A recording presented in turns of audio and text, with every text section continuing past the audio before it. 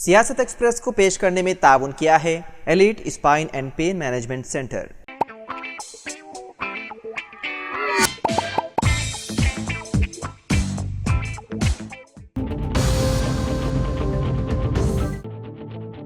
BRS کے کارگزار صدر KTR جمعرات 9 جنوری کی صبح اینٹی کرپشن بیورو کے دفتر پہنچے۔ انہیں فارمولا ای اسکیم کیس میں پوچھ تاچھ کے لیے افسران کی طرف سے طلب کیا گیا تھا۔ یہ مقدمہ بدعنوانی کی روک تھام کے قانون اور IPC کے متعلقہ دفعات کے تحت درج کیا گیا تھا، جس میں مجرمانہ بدعنوانی، مجرمانہ بد انتظامی، اعتماد کی مجرمانہ خلاف ورزی اور مجرمانہ سازش سے نمٹنا تھا، جس کے نتیجے میں مبینہ طور پر سرکاری خزانے کو تقریباً 55 کروڑ روپے کا نقصان پہنچا تھا۔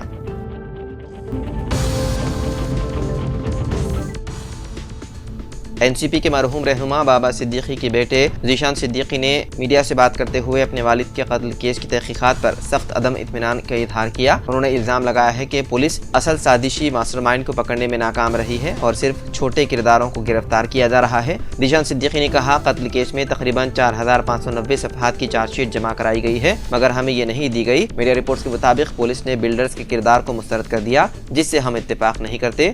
اگر انمول بشنوئی کو ملزم ٹھہرایا جا رہا ہے تو کیا اس سے پوچھ تاچھ کی گئی؟ انہوں نے مزید کہا، پولیس نے کن بلڈرز سے پوچھ تاچھ کی؟ میرے والد ہمیشہ غریبوں کی حمایت کرتے تھے، جس سے کچھ بلڈرز کو مشکلات کا سامنا تھا۔ پولیس کو یہ وعدے کرنا چاہیے کہ اس نے کتنے بلڈرز کے بیانات ریکارڈ کیے ہیں۔ اگر ایسا نہیں کیا گیا تو تحقیقات پر اعتماد ممکن نہیں۔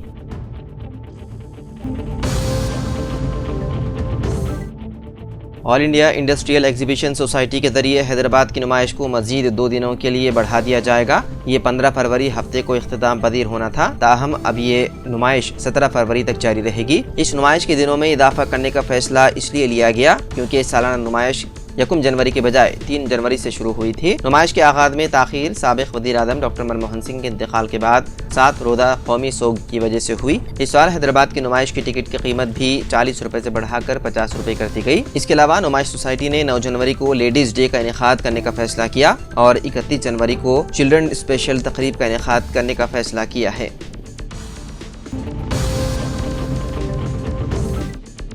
آندھرا پردیش کے تروپتی میں واقع مشہور وینکٹیشور سوامی مندر کے قریب وکنٹ ایکادشی تہوار کے آغاز سے قبل بڑا حادثہ پیش آیا، جس میں بھگدڑ مچنے کے باعث 6 عقیدت مند جاں بحق ہو گئے، جبکہ 40 سے زائد افراد زخمی ہو گئے۔ یہ حادثہ اس وقت پیش آیا جب ٹوکن تقسیم کرنے کے لیے بنائے گئے 90 سے زائد کاؤنٹروں پر بے قابو ہجوم جمع ہو گیا۔ تروملا تروپتی دیوستھانم کے چیئرمین BR نائیڈو نے بتایا ہے کہ ایک بیمار خاتون کی مدد کے لیے جیسے ہی گیٹ کھولا گیا، ہجوم اچانک آگے بڑھا اور بھگدڑ مچ گئی۔ ہجوم کو بے قابو کرنے کے ناکافی انتظامات کے باعث حادثہ پیش آیا، جس میں 6 افراد کی موت ہو گئی اور 40 سے زائد زخمی ہو گئے۔ حکام کے مطابق ہجوم کو قابو کرنے میں 15 منٹ لگے۔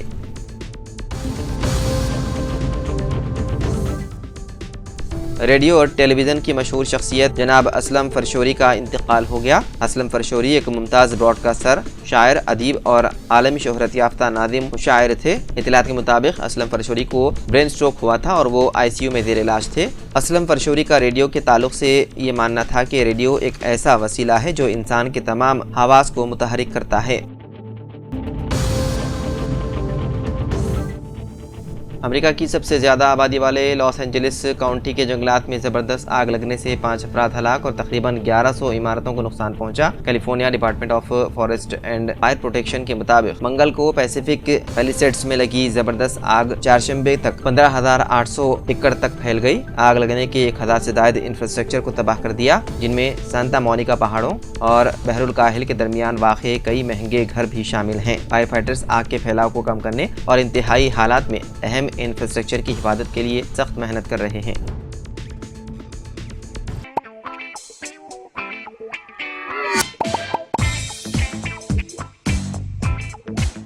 Elite Spine and Pain Management Centre بغیر آپریشن اور بنا پین کے ادویات کے ایڈوانسڈ ٹیکنالوجی کے ذریعے صرف چھوٹے انجیکشن سے کمر اور گھٹنوں کے درد کا شرطی علاج۔ ڈاکٹر پرکاش گڑی پڑی اور ڈاکٹر موہن اروا انٹرونشنل پین فزیشین جیسے تجربے کار ڈاکٹرز، 25,000 سے بھی زائد مریضوں کا کامیاب و اطمینان بخش علاج۔ رابطہ کیجیے Elite Spine and Pain Management Centre, Manikonda اور دلسوگ نگر، حیدرآباد۔